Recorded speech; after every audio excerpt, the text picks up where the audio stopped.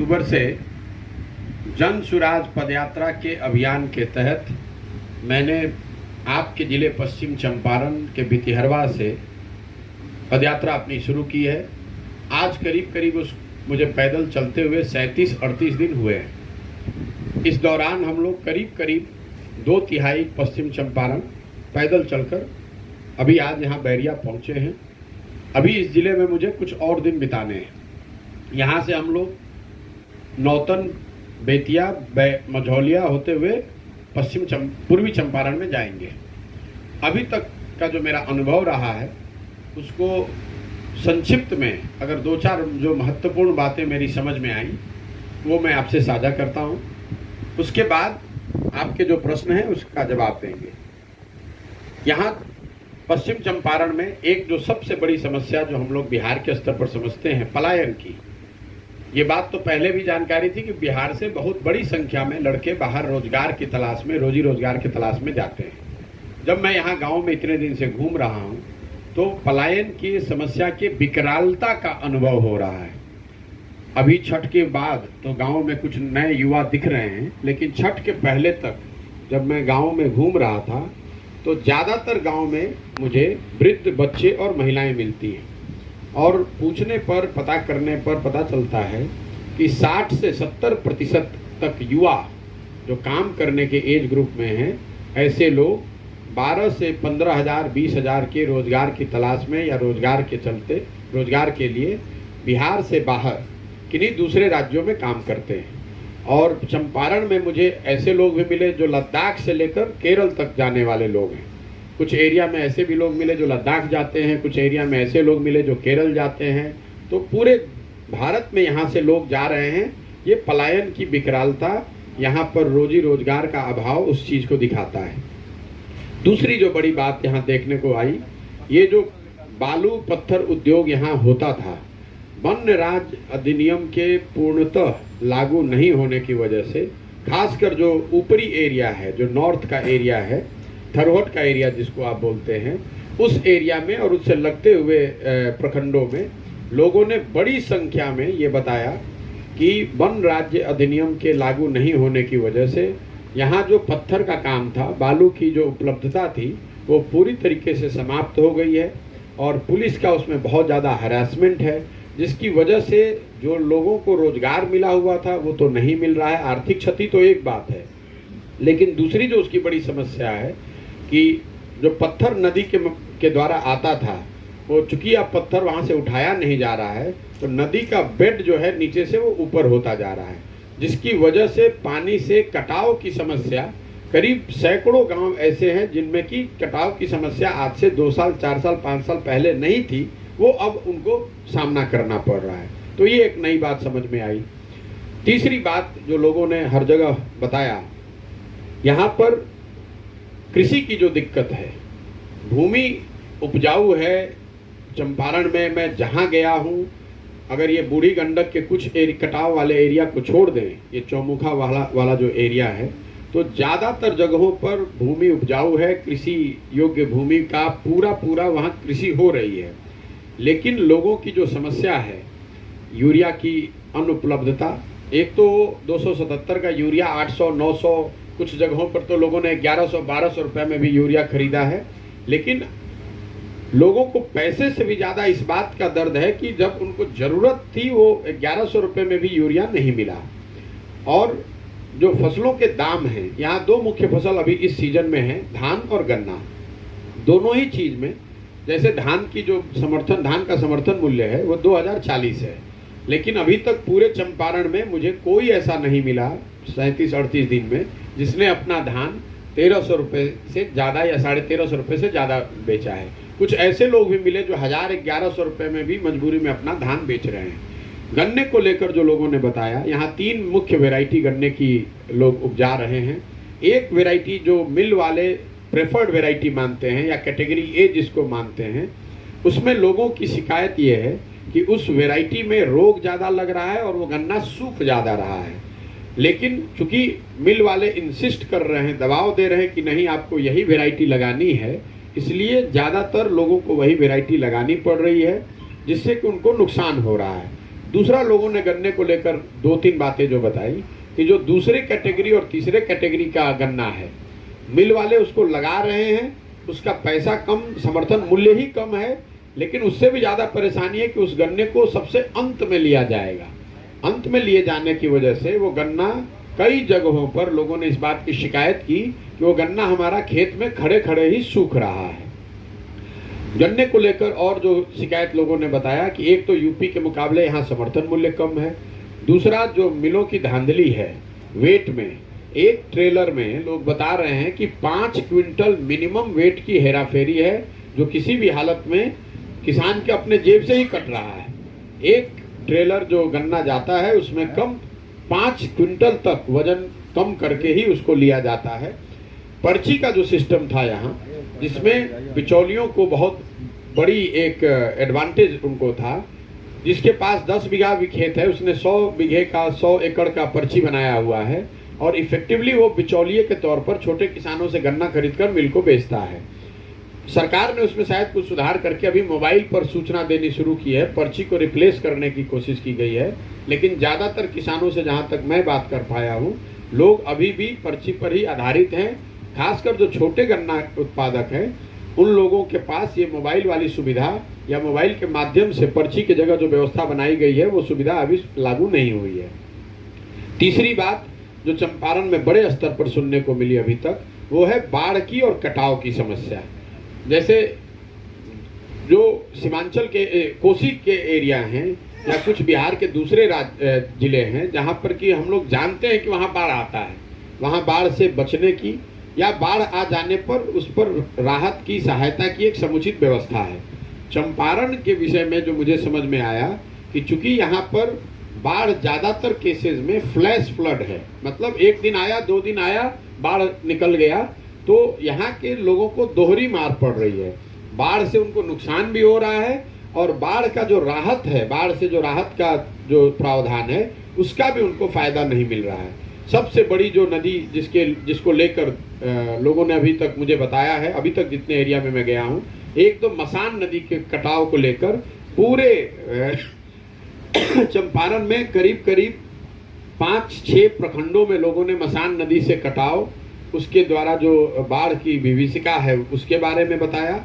इसके साथ साथ यहाँ जो गंडक नदी है, जो आप जिस एरिया में हम लोग बैठे हैं, तो नॉर्थ के एरिया में, नॉर्थ और सेंट्रल वेस्ट चंपारण में, उत्तर और मध्य चंपारण में आपको मसान नदी के कटाव और उससे आने वाले बाढ़ की बात, और निचले एरिया में ये बैरिया नौतन वाले एरिया में गंडक से कटाव, गंडक से बाढ़ की बात। जैसे मैं कल ही अभी पैदल चल के आ रहा था, तो जितने ग्रामीण मुझे मिले, चौमुखा से लेकर बैरिया आने में करीब 30 किलोमीटर में चल के आ रहा हूँ, उसमें ज़्यादातर लोगों की चिंता ये है कि 2001 से 2004 में बाढ़ आया था, लोगों को अपना घर, गांव, देहात, पंचायत छोड़कर 3 दिन 4 दिन भागना पड़ा था। उन लोगों को अब ऐसा लग रहा है कि वापस फिर से ये होने वाला है, क्योंकि नदी कटते कटते नए बांध के बिल्कुल करीब आ गई है। ये लोगों ने मुद्दा उठाया। तो बाढ़ और जल संसाधन की जो व्यवस्था है, उसमें जैसे मसान नदी को लेकर बताया कि केदार पांडे जी के टाइम पर मसान नदी पर डैम बनाने की जो कोशिश की गई थी, उसके बाद उस पर कोई प्रयास आज तक नहीं हुआ है, जिसकी वजह से बहुत बड़ी संख्या में, बहुत बड़ी एरिया में लोगों को तकलीफ है। तो एक ये बड़ा मुद्दा। इसके अलावा करीब 27 छोटी बड़ी नदियों का लोगों ने नाम लिखवाया है, जिसको आप बरसाती नदी मान सकते हैं। ऐसी नदियां जिसमें कभी अचानक से, अभी तो वो सूखा हुआ है, लेकिन अचानक से उसमें नेपाल से पानी आ जाता है, बरसात के दिनों में पानी आ जाता है और बड़ी संख्या में बड़ी उससे तबाही लोगों की होती है। 1 या 2 दिन में तबाही हो जाती है और सरकार को कई जगहों पर, कई अवसरों पर तो उनको पता भी नहीं चलता है कि बाढ़ आ गई, 2-4 गांव बह गए, उनका फसल बर्बाद हो गया, उनके जानवर बर्बाद हो गए। इसके अलावा जो लोगों ने एक और जो बड़ी बात चंपारण में जो मुझे अभी तक देखने को मिली है,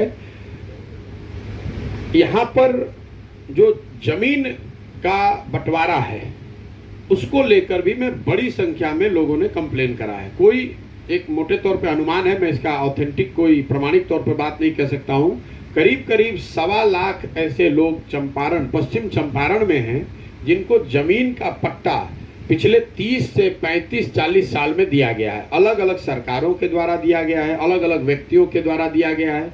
उनको पट्टा तो मिल गया, लेकिन जमीन का मालिकाना हक उनके पास आज तक नहीं आया है।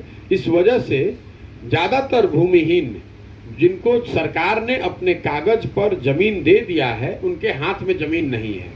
चूंकि यहाँ कटाव की समस्या बहुत है, इसलिए विस्थापितों की भी एक बड़ी संख्या है। रोड के किनारे बड़ी संख्या में ऐसे लोग दिखे मिले जो अपने गांव से बिल्कुल विस्थापित हो गए, बाढ़ आ गया या कटाव की वजह से। वो बजरा में भी लोग मिले, चौमुखा में भी लोग मिले, कई प्रखंडों कई पंचायतों में लोग मिले, मसान वाले भी एरिया में मिले, जिनको लोगों को अपनी पूरी जमा पूंजी, पूरे जीवन की कमाई छोड़कर विस्थापित होकर सड़क के किनारे गरमजरुआ जमीन पर रहना पड़ रहा है, या उनके पास अपना स्थायी रहने का कोई व्यवस्था नहीं है।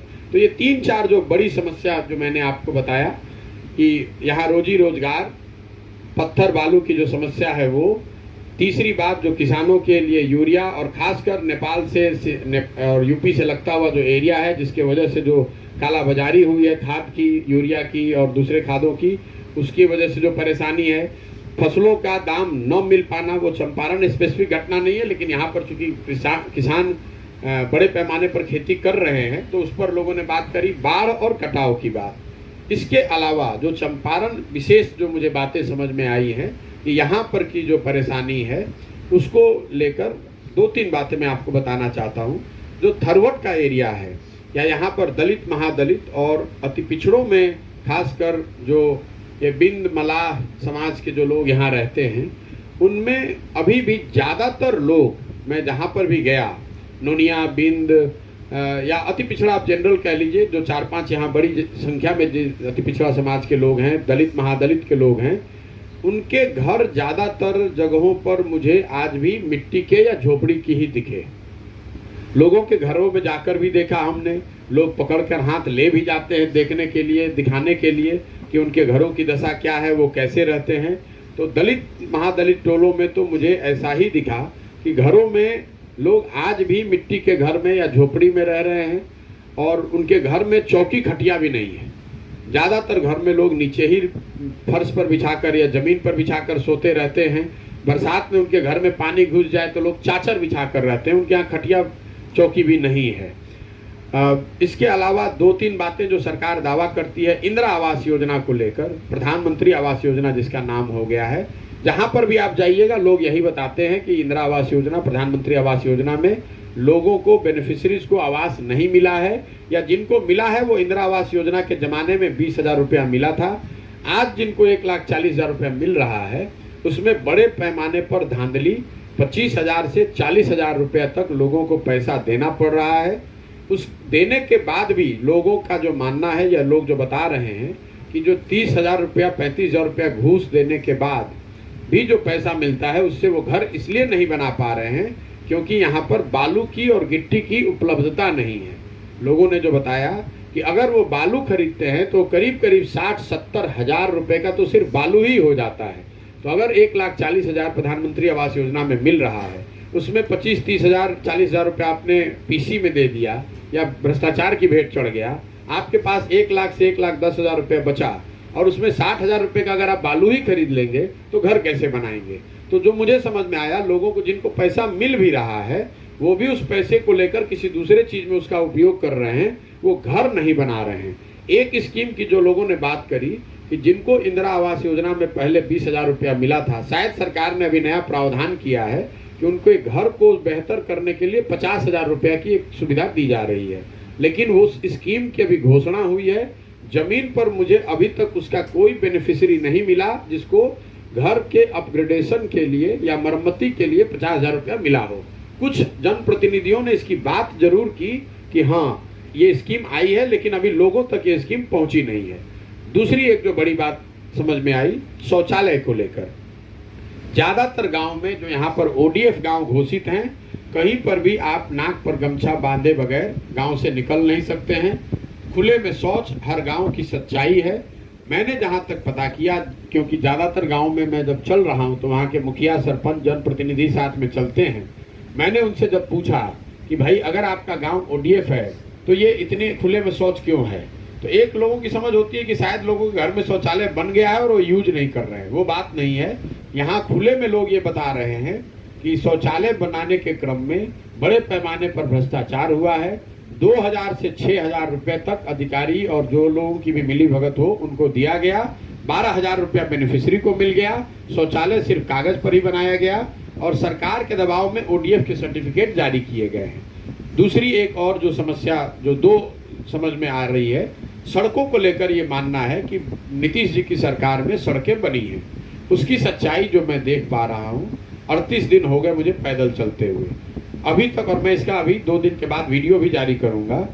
अगर आप नेशनल हाईवे और स्टेट हाईवे को छोड़ दें तो ग्रामीण सड़कों की स्थिति शायद लालू जी के जंगल राज में जो स्थिति थी उससे भी भयावह है। कोई भी गांव मुझे ऐसा नहीं मिला जहां ग्रामीण सड़क सही दशा में हो। कोई भी गांव ऐसा नहीं मिला जहां नलियों का और गलियों का पक्कीकरण हुआ हो, जिसका दावा या जो वादा 7 निश्चय में 2015 में किया गया था। इसके अलावा 2 और बातें, हर घर नल के जल की योजना जो 2015 7 निश्चय से चल रही है, उसमें अभी तक मैं जो 38 दिन में चला हूं, 200 से ज्यादा वार्ड्स में तो मैं स्वयं चल के जाकर देख के आया हूं। 3 वार्ड ऐसे मुझे मिले जहां हर घर नल के योजना के तहत योजना टंकी और पानी नल बनने से लेकर अभी तक सुचारू तरीके से चल रहा है। टोटल 3, करीब 99% नल के जल की योजना या तो बनी तो चली नहीं और या फिर चलने के बाद थोड़े दिन के बाद खराब हो गई। कुछ एरिया में यहाँ पर PHED के भी काम हुए हैं जहाँ आर्सेनिक इफेक्टेड एरिया है, वहां पर भी नल से जल की जो योजना है वो कहीं पर मुझे लोग ऐसे नहीं मिले जो उन्होंने बताया हो कि घर पर उनके नल से पानी आ रहा है।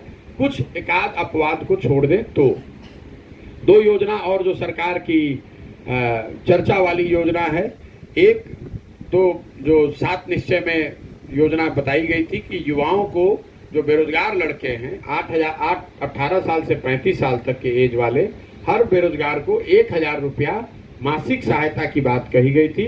मुझे लगता है कि वो स्कीम या तो शुरू नहीं हुई या कम से कम हमको अभी तक कोई ऐसा युवा नहीं मिला।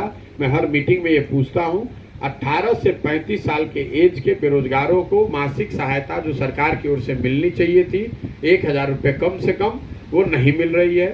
दूसरी बात, जो स्टूडेंट क्रेडिट कार्ड की बात कही गई थी वो बिल्कुल ही कहीं मुझे जानकारी कोई लड़का नहीं मिला। इक्का दुक्का कई लड़के मिलते हैं जिनको स्टूडेंट क्रेडिट कार्ड का फायदा मिला है या जिनको स्टूडेंट क्रेडिट कार्ड मिला है। शिक्षा को लेकर पूरे बिहार में हम लोग ये कहते रहे हैं कि बिहार में सारे लोग बताते हैं कि शिक्षा व्यवस्था ध्वस्त है। चंपारण में भी वो देखने को मिला।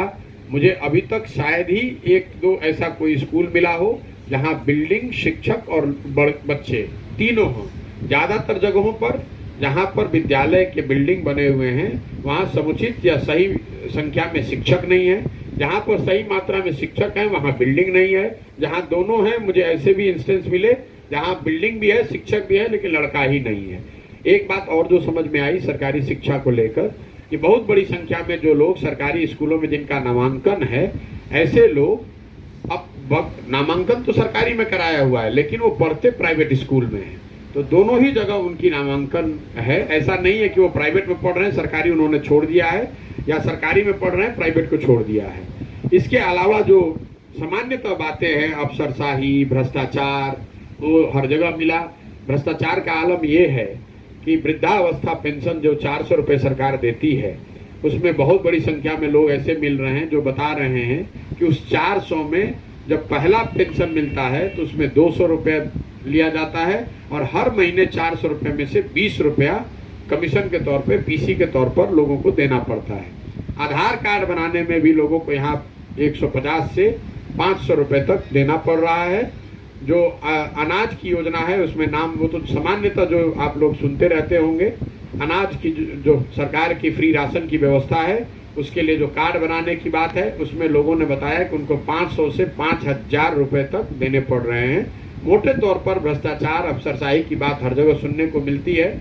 एक और जो नई बात यहाँ समझ में आई और देखने को मिली वो है बिजली के बिल की बात। कई जगहों पर हम लोग को लगता है, पूरे बिहार के लोगों को हम लोग को लगता है कि नीतीश कुमार जी के राज में कम से कम पिछले 5-7 सालों में बिजली आ गई है। वो ठीक बात है, गांव में जाने पर बिजली हर जगह दिखी, लेकिन उसके साथ साथ हर जगह पर लोगों ने ये बताया कि गलत बिजली का बिल आना वो एक बहुत बड़ी समस्या समाज के स्तर पर है। और हर गांव में मुझे 20, 25, 50 ऐसे लोग, ऐसे घर मिलते हैं जो बताते हैं कि उनका बिल 5,000 से लेकर 60-70 हजार रुपए तक आया हुआ है। करीब सारे गांवों में ऐसे लोग मिलते हैं जिनका बिजली का कनेक्शन इसलिए काट दिया गया है क्योंकि वो इस तरह का बिल वो दे नहीं सकते हैं। कुछ गांवों में लोग ऐसे भी मिले जिन पर फौजदारी का केस हो गया है, लोगों को गांव छोड़कर भागना पड़ा है क्योंकि उनका बिजली का बिल उनकी नज़र में गलत आया है। 60,000, 70,000, 80,000 करके बिल आया है, इसकी समस्या है। बाकी यहाँ नहरों, जो त्रिवेणी कैनाल वाले एरिया में लोगों ने बताया कि नहर से पानी नहीं आता है, सिंचित भूमि उतनी नहीं है जितनी होनी चाहिए। सो सामान्य बातें हैं जो आपकी जानकारी में होगी।